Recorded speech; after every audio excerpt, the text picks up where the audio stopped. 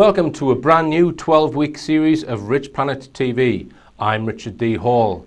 Richplanet TV is a fully independent show which does not accept as truth most of the unevidenced reporting in mainstream media and attempts to get past their perception management strategies in order to get closer to the truth about what is going on this planet. If you're not interested in the truth, then please switch channels now. One thing I will point out before we get the show underway is that Richplanet has produced over 200 hours of films and TV shows, all available to watch online from richplanet.net. Some of this material has not been allowed on television, even though it is evidence-based. Find in-depth films about the Cumbria shootings and the Madeleine McCann story and many other issues from the links on the screen. This week's guest is the author of the blog website The Truth Seeker's Guide. For over 5 years, he has discussed subjects like mind control, ufology, false flag events, social engineering, psychological warfare, health, energy, and consciousness. Recently, he has specialized in esoteric and occult symbolism in the output of the mainstream media. In 2013, he published his first book, Science Fiction and the Hidden Global Agenda, which examines the connections between famous science fiction writers, directors and producers and the machinations of the global elite. He has given a number of talks at alternative knowledge venues in the UK. Welcome, Carl James. Thank you very much for having me. Thank you. All right then, Carl. Now, we're going to talk today about Stanley Kubrick and your research into his work. Now, I covered the issue of the moon landings with Andrew Johnson in two previous TV shows. If you want to look those up, that's show number 145 and 146. And Andrew presented a great deal of evidence which casts massive doubt over whether the moon landings were as reported. Let's just put it that way. Now, in those interviews, we mentioned Stanley Kubrick and his front projection system, which he developed in the 1960s, which some say was used as the sets for the moon landings. But before we get into that, just give us some background on Stanley Kubrick and who was Stanley Kubrick. He was a very eccentric character. He was a bit sort of anal in the way he made his films. I think he only ever made sort of 13 sort of big films. I think he did a couple of documentaries and sort of low budget films beforehand, but because he was so meticulous about the way he made his films, it took him years between films. So everything in his films was put where it was for a specific reason. He drove the cast and crew bonkers with sort of repetitive shots and things like that. So he really was, everything that's in his films that I would argue is there for a reason. It indicates something. And he was also a very well-connected man as well. He had a lot of what I would call establishment connections, people high up and... Right. Now, so what you're saying is he was so pedantic that, let's say there's just an ornament or something on a set, it's going to have a reason for being there. Yeah, I would say so, yeah. And you've looked at a vast amount of information. Yeah, there's plenty of evidence of that, yeah. All right. Because people might say, well, why are you bothering to look at this? What's the point? Why are you looking into his background? If it is a lie, the moon landings, if they were faked, as a lot of people now believe, it's a massive lie. As Bart Zabrell said, it's a satanic lie.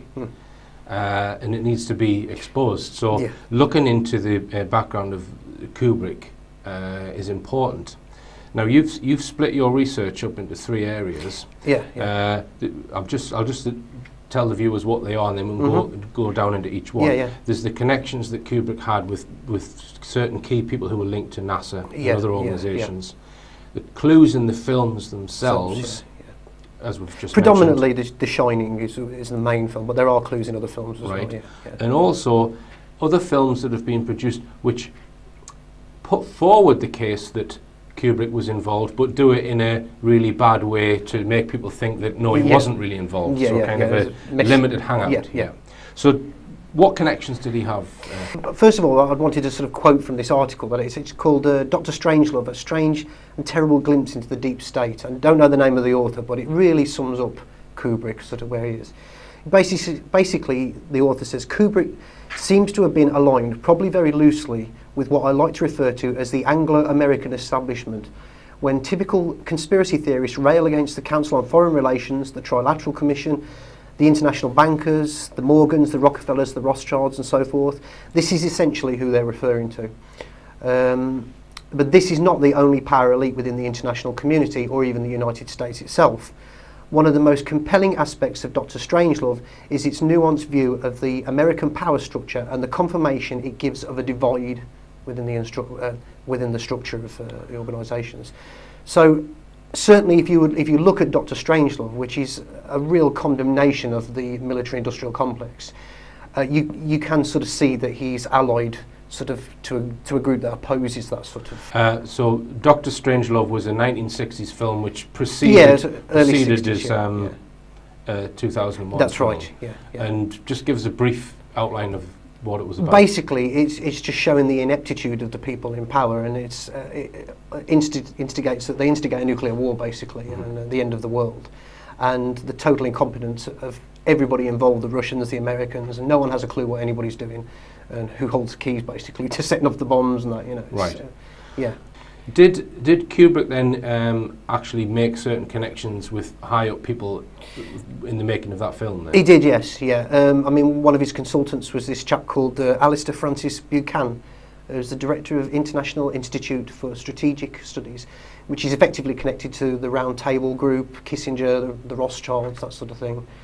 And he actually pointed Kubrick to the film's the source of the inspiration for the film, which was Peter George's novel Red Alert. Peter George was also known as Peter Bryant, and he was a British intelligence officer as well. So, right. Also a couple of other things. Sterling Hayden, who played Brigadier General Jack Ripper in the film, had an extensive career in the OSS, which is the precursor to the CIA as well. So, yeah, there's a few connections there, even at that point. So, right.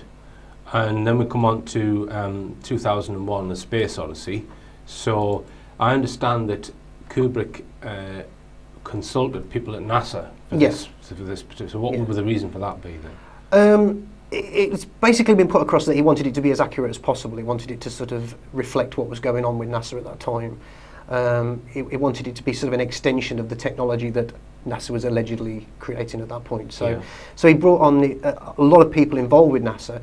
Clark himself was heavily involved with NASA. He had high connections in NASA, but he had these two principal scientific advisors on the film, Frederick Ira Ordway III and Harry Langer.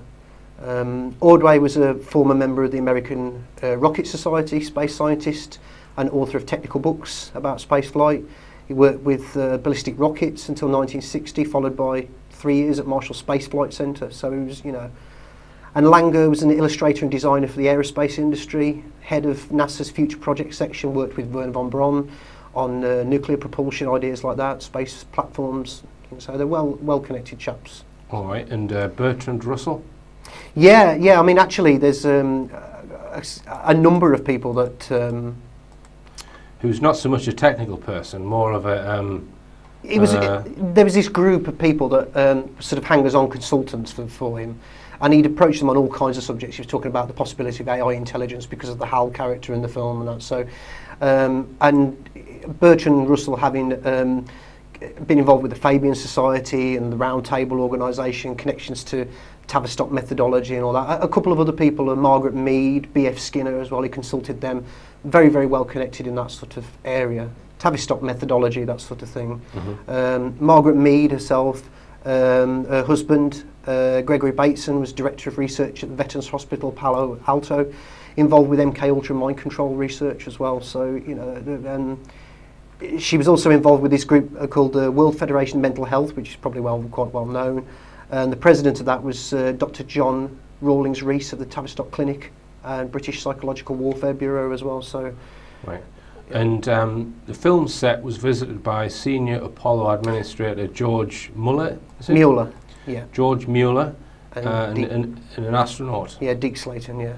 And the documentation of the visit was classified secret at the time. It was, yeah, which is very peculiar. I don't know exactly when it was classified and when it was declassified, and it looks as though it was available from about 1975 onwards. It was certainly available from about 1996.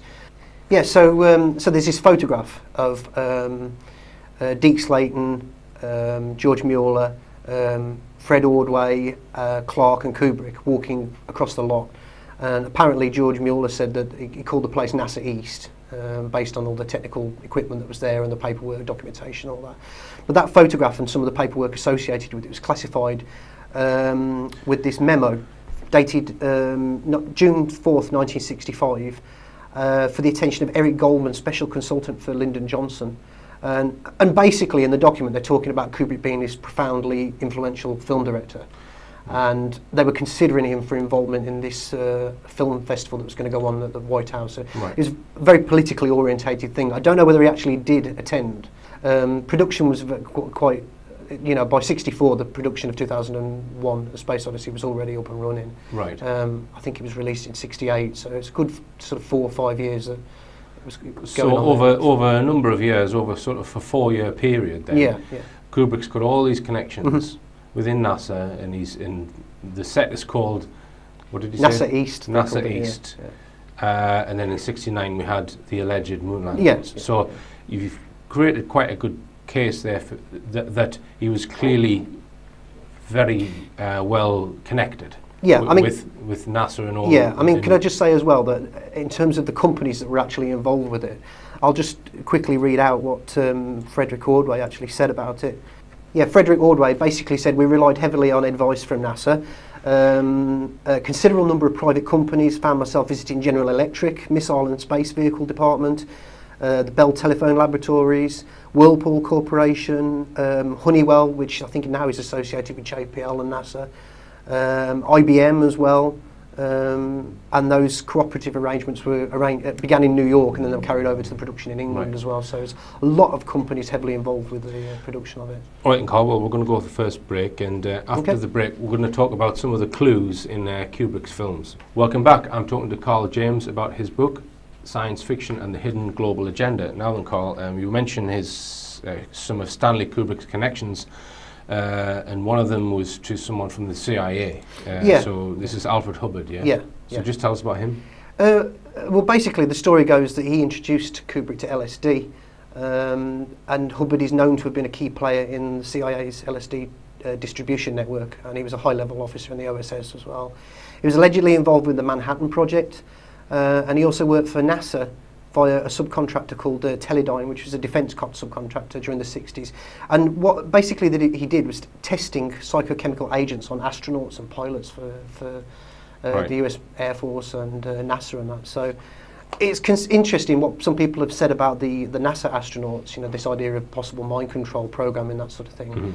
And you've got sort of NASA closely connected with somebody who's actually doing that sort of thing, testing. Well, the Apollo 11 astronauts certainly looked like they were under mind control in their press conference when they came back from, well, when they allegedly came back from the moon.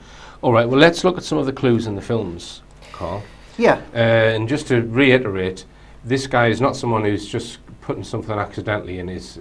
He's in charge of every minute aspect of dressing the set. Including choosing the carpets, choosing people's clothes, everything. Right? Some directors wouldn't get that level of involvement, but I mean, he drove the crew mad with his level of involvement. He really did. He was just. And he's someone who's probably thinking on different levels as well. I would say so. Right. Yeah. Just tell us about. Well, I mean, because this has been covered in feature-length films by other. You just want to touch on that. Yeah, I mean, certainly, Room 237 is a documentary that talks about the symbolism in The Shining, and it actually features the researcher Jay Widener in it as well. And he does put across, given the limited amount of time he's got to appear in, he puts across some points that that he's covered in his own films, like Kubrick's Odyssey, which is an interesting one. Talks about the front screen projection as well. Yeah, I mean, I can come on to some of the more questionable ones in a minute, but I mean, people do forget sometimes that 2001 itself, although it's a story about the possibility of extra, it is essentially a story about a cover-up, because you've got the American scientific military establishment covering up the existence of this monolith on the moon, and the signals coming in the vicinity of Jupiter, really, and basically the government in it, they feel no obligation to inform the citizens. They talk about how the secrecies, explain it away, claim that public awareness could lead to panic and all this kind of. So it's essentially a film about a cover-up. Right. Forget that, Right. i.e. a man-made object somewhere in the solar system. Possibly, yeah. Right. Yeah. And so if we've gone to The Shining, because what you would possibly claim is that Kubrick was very uncomfortable, if indeed he did film some of the hoaxed moon landings, very uncomfortable that he'd been asked to do that. That's the contention, and yeah. He can't possibly speak about it because he'd get murdered. Well, I mean, some people say that eventually did happen to him, but yeah. So he's trying to tell everyone about this using a different layer in particular in The Shining. Yeah. So just tell us what the clues are then. It's subtext, really. I mean, there's been a number of researchers have pointed out loads and loads of examples, so I'm not sort of pointing out anything original here. This is what a lot of other researchers have put. There's this scene where Jack Nicholson's character, Jack Torrance, is interviewed by the manager, and people say that's a metaphorical sort of his induction into to whatever NASA was getting Kubrick involved with. The presence of the eagles in the film, there's one on Jack Torrance's t-shirt, there's one in the office in the window. People say like the eagle has landed. Also the typewriter that he types, all work and no play, makes Jack a dull boy on it, you know. That's an Adler typewriter, which the word for Adler in German word is eagle, basically. In German it's Adler. In the room where the typewriter is, there's these Indian totems that are painted on the wall. I don't know if they're like a tapestry or something like that, but they're basically, some people say they look like the Saturn V rockets taking off. There's also this really interesting scene where Torrance's son Danny is sitting playing with his toys on the carpet in the corridor. He's got a jumper on which has got an Apollo, a white rocket on it, which is Apollo 11 USA on it. Some people say that the hexagon pattern on the carpet vaguely resembles the Saturn V launch pad and things like that. So the bit on the typewriter, was that meant to be a euphemism for Apollo? Some researchers claim that, yeah. Some people say that. I mean, and why would that spell out Apollo? I think it's just because of the similarity that the ALL is like A11, Apollo 11. So Apollo work and all makes Stanley Kubrick a dull boy, and so I think it's Jake Widener that's concerted that. Right, all work and no play. No, well, all Apollo work, Apollo 11 work and all play makes Kubrick a dull boy. Yeah, basically. Right. Yeah. I see. Yeah. Now, but there's also numbers in the key, the key of the one. Yeah, of the room. Yeah. It's room 237, and Jay Widener again has said that. He claims that the average distance between the Earth and the Moon at the time of the film being made in the American Heritage Science Dictionary measured as 237,000 miles, which is room 237. I know now the contemporary measurements are sort of more around the 238, almost like 239. Now let's just expand on the front projection system, because I think this is something that people can actually look at and check out, because is it Jay Weidner who's made a whole film about this? Yeah, Kubrick's Odyssey. Yeah. Front screen projection is a cinematic device that allows scenes to be projected behind the actors so that it appears in the camera as if the actors are moving around on the set provided by the front screen projection. The process came into fruition when the 3M company invented a material called Scotchlite. This was a screen material that was made up of hundreds of thousands of tiny glass beads. These beads were highly reflective. In the front screen projection process, the Scotchlite screen would be placed at the back of the soundstage. The plane of the camera lens and the Scotchlite screen had to be exactly 90 degrees apart. A projector would project the scene onto the Scotchlite screen through a mirror, and the light would go through a beam splitter which would pass the light into the camera. An actor could stand in front of the Scotchlite screen and he would appear to be inside the projection. None of what you were seeing in the 8-man scenes at the beginning of 2001 was actually shot outside. The scenes that surround the 8 men in 2001 are actually slides of a desert being projected onto the Scotchlite screen standing at the rear of the set. As part of the trick, it becomes necessary to place things in between the screen and the set to hide the bottom of the screen. I have photoshopped a line differentiating the set and the background Scotchlite front projection screen. Please note how everything is in focus, from the pebbles on the ground in the set to the desert mountains beyond. Let's examine a few NASA Apollo images now. This is a still from Apollo 17. This is also a great example of the front screen projection process. Again, I have photoshopped a line indicating the back of the set. One can see that there is a slight uprising behind the rover, which is hiding the bottom of the screen. Also notice that even though everything is in focus, from the lunar rover to the mountains in the background, there is a strange change in the landscape of the ground right behind my lines. This is because the photo of the mountains being used on the front projection system has a slightly different ground texture than the set. As we go on, we will see that this fingerprint is also consistent throughout the Apollo images. Here's another Apollo image. Now here is my version where I show the line between the set and the screen. Not all lunar surface shots are using the process. Sometimes the astronauts are just standing on the set with a completely and suspicious black background. The early missions, Apollo 11 and 12, used the front screen projection system only when they had to. But as the missions went on and they had to look better, Kubrick began to perfect the process. So at the time, it was the state-of-the-art it's pioneering technique, yeah. technique to film something inside and make it look outdoors. Effectively, yeah. Providing you got the photography of the background right, you can, right. Yeah. So if the moon landings were filmed on Earth, then that's going to be the thing that they probably would have used. Possibly. I mean, you've got to consider what they would have used as the backdrop. I mean, if they're going to make it look like it's actually the moon, you know, they're going to have something to work with. But of course, even when you look at the images of the moon, there's inconsistencies in the mountain ranges and things like that in the background. So, and also you've got this differential between the foreground, almost like rough foreground, smooth background, like a differentiating line between the two, which some people argue would, if that was the technique that was being used, it would be the differential between what was real in the foreground and the projection.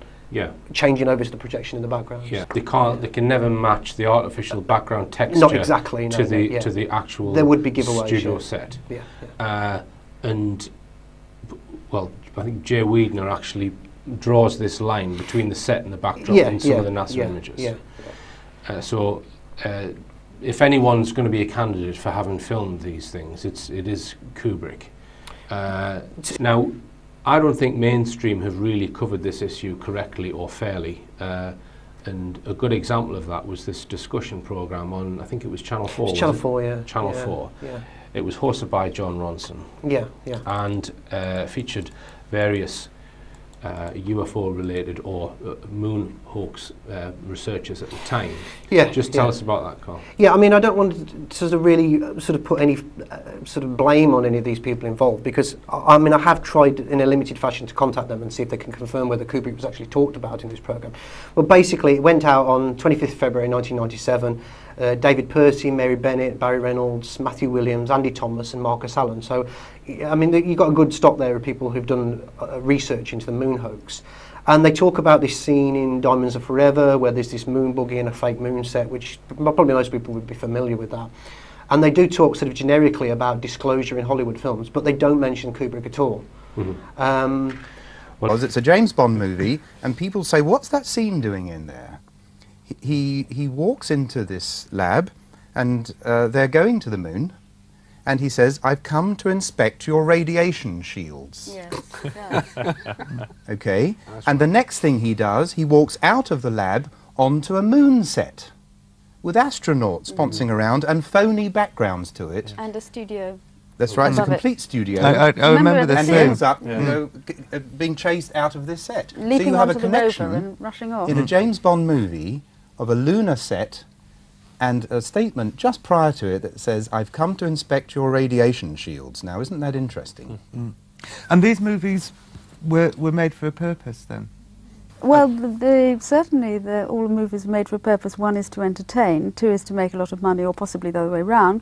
One is a product of the other. But are they also made for a slightly more sinister purpose? I don't think James Bond is made for a sinister purpose. I think we have possibly, there is a zeitgeist in artists that they're going to pick up the general energy of what's going on, and scriptwriters who are very close to the edge of things are going to incorporate into all work, as anybody does, painter, writer or whatever, they're caring about things. And as you know, in repressive societies, you can get a lot said in fiction or in entertainment that you can't actually say straight out. And just because America is not labelled a communist society, it does not mean to say either that it's a democracy. Because Ronson's actually made films about Kubrick. Yes, he has. Yeah, he made a film called Kubrick's Boxes, Stanley Kubrick's Boxes.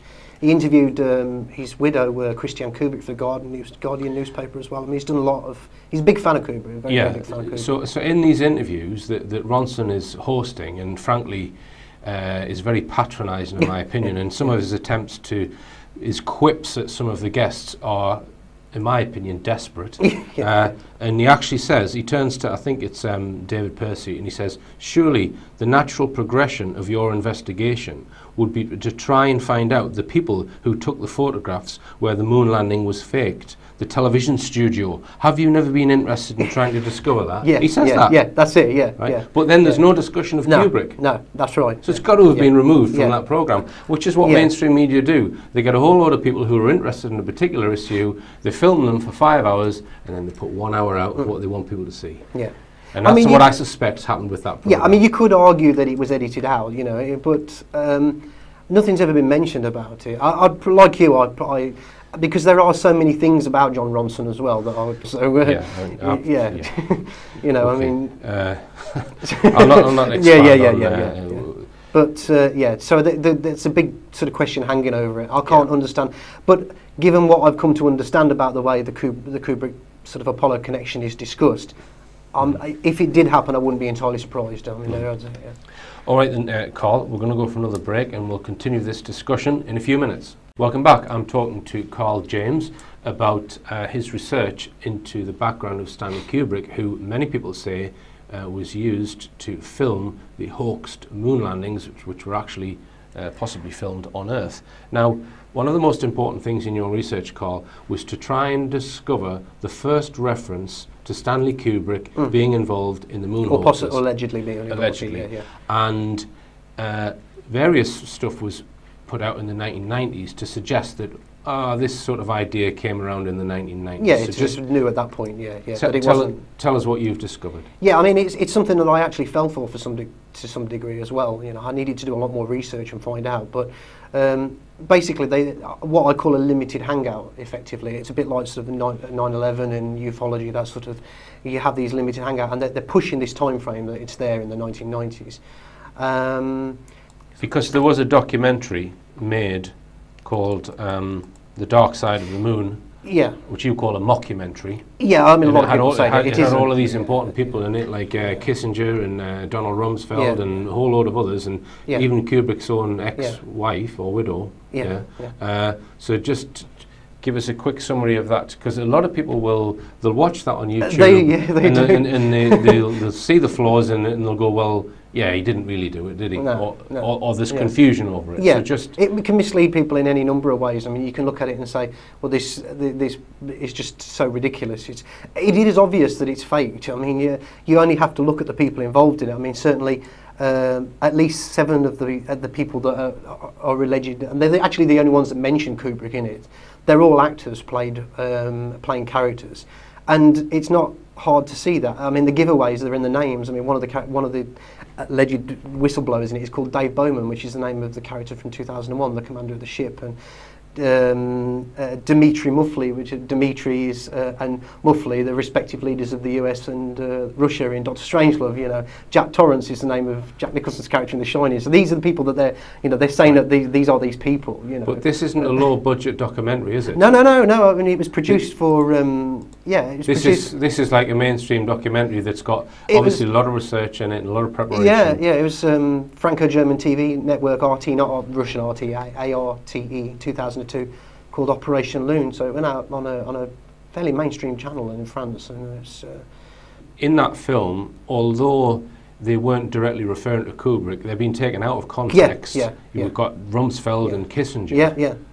They've not actually complained of the been in that. No, they haven't. No. I mean, the source for it is not widely known, but I have been able to track it down. What you did was you've compared another documentary with several of the people in that documentary and proved that they've stolen footage from another documentary. I've compared the two. I haven't been able to sync up the exact sections that they're talking, but you only have to look at it. They're wearing the same clothes, the same room that they're sitting in, same hairstyle, same background, everything, same lighting, and they're talking about political leaders Yeah. So what they've not- done, they've picked up what was left on the cutting And room it was floor from a one documentary. But and it was the- and the- directed by William Carroll, the same chap who directed. Right, So okay. he's used his own material previously. You know. Yeah.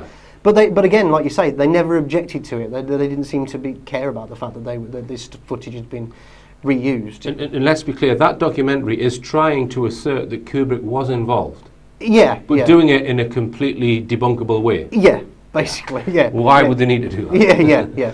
And then for credibility as well, they bring on Christiane Kubrick, his widow, Jan Harlan, his brother-in-law as well, and they're talking about. I mean, they don't say too much, but they do, you know. But then there's this article afterwards called "More Than a Hoax" by Henry M. Taylor, and she apparently said she did it just good fun. Right. Yeah, like you do. So, I mean, Like your dead husband, Yeah, you're going to yeah. make a Yeah. fake documentary saying that he faked the moon missions and I just did it for good fun. Yeah, yeah. I mean, certainly you could argue, play devil's advocate on this one. At the time, there was some retroactive sort of look at Kubrick. The estate, the family, they were trying to paint him. He was a very sort of surly character. He was apparently a very loving person as well, you know, but he pissed a lot of people, say that, he pissed a lot of people off, basically, you know, and he was very temperamental. He had some very bizarre behaviour sometimes, and I think they wanted to sort of redress that in the public eye, make him look like this gentle giant, you know, so maybe they were trying to do it in that regard, but, you know. Before we tell the viewers when was the first time someone has suggested Kubrick was involved, let's just discuss this clip from Alexei Leonov, Yeah. who was a Russian cosmonaut. Tell us about that. Yeah, basically he was interviewed in 2009 on RT News, which is a questionable source anyway, but that one. He talks about the official story of NASA. He's poo-pooing anybody that questions it whatsoever. Then all of a sudden, he starts discussing the claim that Kubrick was involved in Apollo fakery. I'll just play you this clip. The United States are often accused of not actually going to the moon and faking the images from there. What's your take on that? The rumour started when Kubrick's wife commented on her husband's work.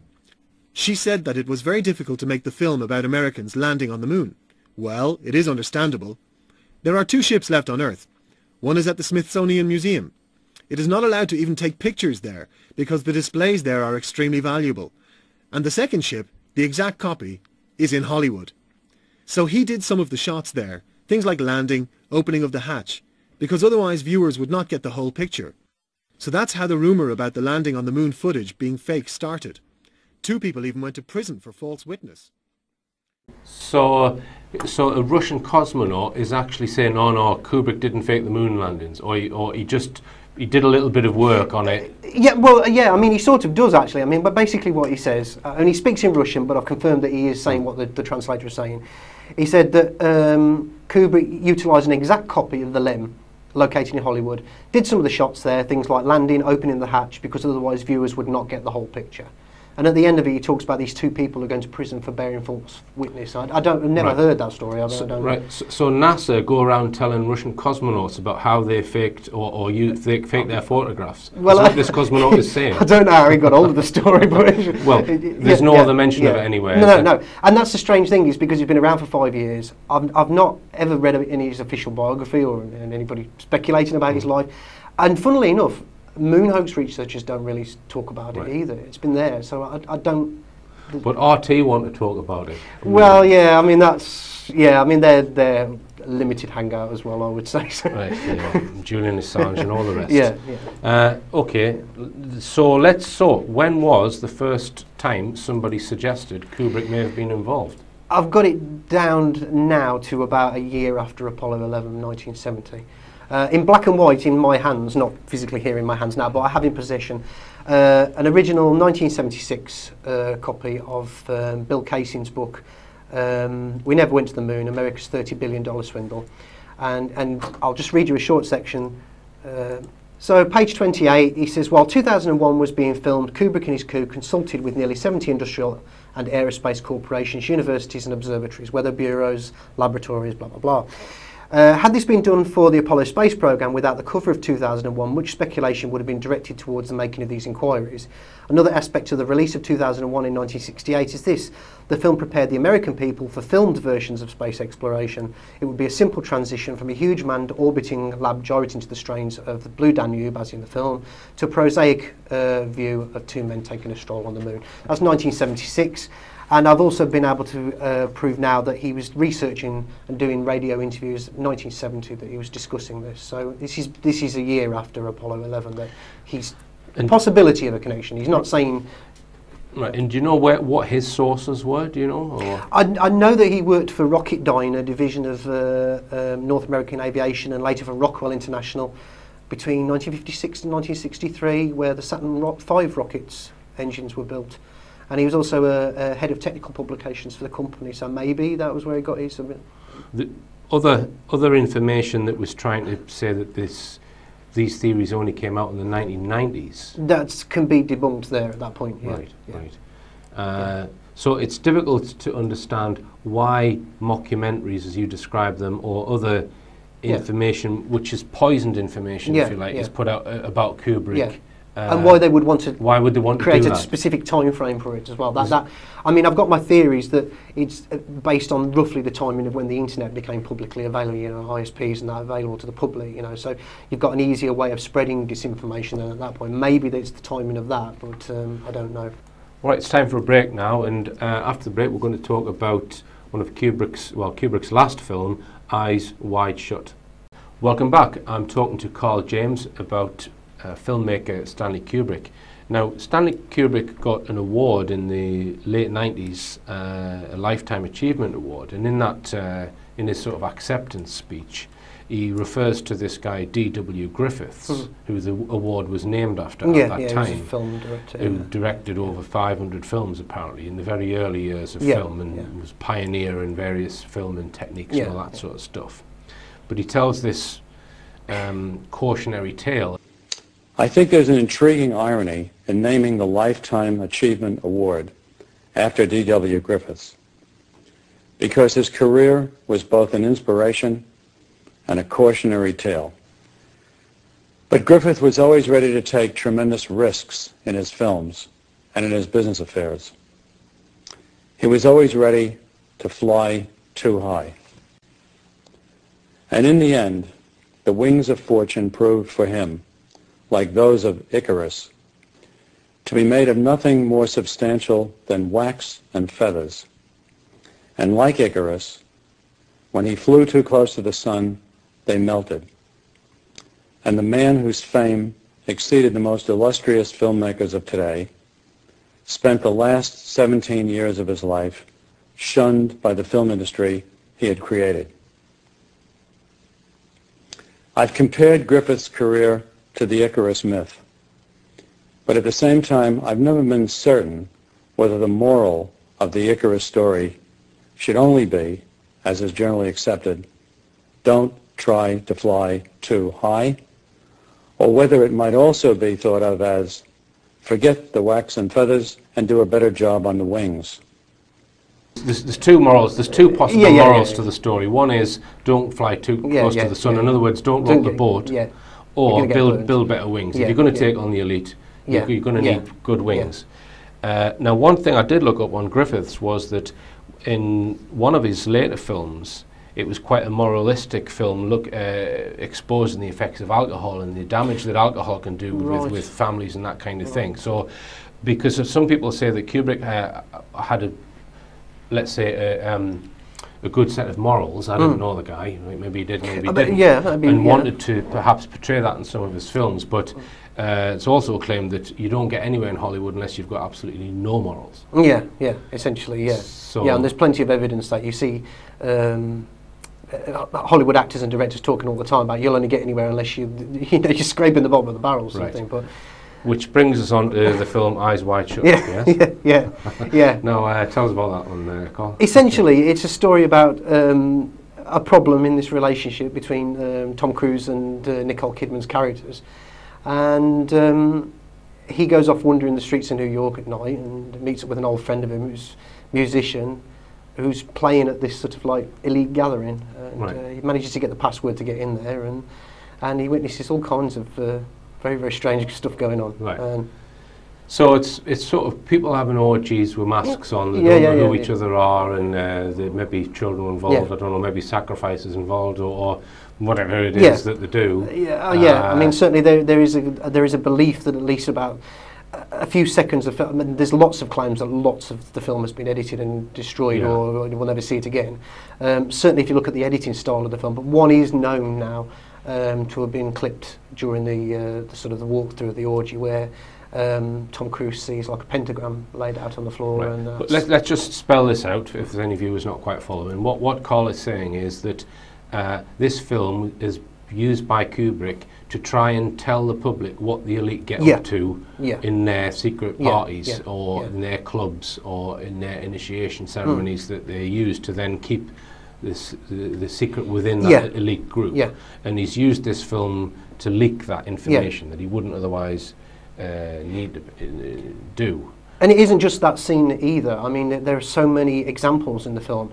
I mean, certainly you can see examples of characters acting in bizarre behaviour, sort of almost like mind control. Right. And you have this scene at the end of the film where their little girl... certainly there's a scene early in the film where the shopkeeper, where Tom Cruise gets his disguise costume to go to the ball. Which is how he kind of gets away with it, because he's got a mask on. Yeah, the shopkeeper is effectively selling his own underage daughter to these Japanese businessmen. Right. And there's a scene at the end of the film where Tom Cruise and Nicole Kidman are talking in a shop with their little girl there, and as the film's closing, you see the little girl being led away by these two men. It's a very, very fleeting scene. And they continue to talk about what's happened with their relationship, and they don't seem to give a damn about what's going on with her.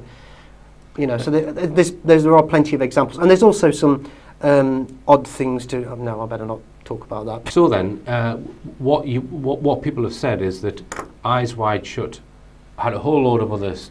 Well, I think this has been acknowledged that there was a whole load of material not put in that. It certainly seems that way, yeah. I mean, it's actually given a lot more away, but he wasn't allowed to put that in the final edit. Yeah, yeah. So, why doesn't Jonathan Ross ask Tom Cruise what was in the real film then when he's on his TV show? Yeah, yeah. I think it's because people are saying that it is very difficult to sort of find that material and know for certain. Because Tom Cruise would know, wouldn't he? He would know, yeah, yeah. I mean, allegedly they saw a much longer cut of the film a couple of days before. I mean, because Kubrick effectively died a few days after the first showing of it to the Warner Brothers executives and Tom Cruise and Nicole Kidman. And they allegedly did see a longer cut than the final release cut, but they've never actually said what they saw in that version and what was released. But there's allegedly an even longer version, so I mean... The biggest giveaway is his editing style, because it doesn't match. He edited all of his films meticulously. It doesn't match his style of film editing for every other film he's ever made. It's almost like somebody... I mean, people have argued that maybe he didn't finish the film properly and that somebody had to sort of edit it, tidy it up, and that was the reason why. But yes. Kubrick was under he certainly gave the impression that the film was finished. There was nothing else to be done with it. There was nothing else to be shot. So. And tell us about his death, because it came at the end of that film. He wasn't. He was planning another film. Are you? He was planning on making AI, artificial intelligence, which Spielberg eventually made. And that in itself is a bit of a strange one. This idea of why you would want to create artificial children who never aged. I mean, but that's another subject. So. Yeah. But yeah, just a few days after this version of the film was put out there, he died of a heart attack. His family and friends said he was in good health. You know, I mean, people can die naturally of heart attacks with anything being proper. You know, but it does make you wonder. And there's several other things as well, like the fact that the planned, and it was stuck on as well, the planned date of Eyes Wide Shut was July the 16th, 1999, which is 30 years to the day that the Apollo 11 Saturn V rockets were so launched. It seems so he's it kind of ties back into it. So it seems he's continuing to... Yeah. Would he have decided that date, though, do you think? I would imagine so, because he had extensive control over his ability. I mean, he pulled his own film, Clockwork Orange, you know, against... I don't know of any other film producer or director who's got the clout to do that from a big studio. Very, very well accredited film, making a lot of money in America, and effectively pulled it from the UK. And right, so let's just mention that, and we've got a few minutes at the end here, Carl. A Clockwork Orange. He spent a long time directing it and getting it meticulous like he does with all of his films, and then he pulls his own film. That tells me that he was told to pull it. You're not going to pull your own film, are you? It was out for a little bit, but there was these stories that people were copycat crimes and things like that, and apparently it was only the police went to his door and said it's only going to be a matter of time before these people turn up at your front door and lynch you, basically, Kubrick. And, right. And that's the official story.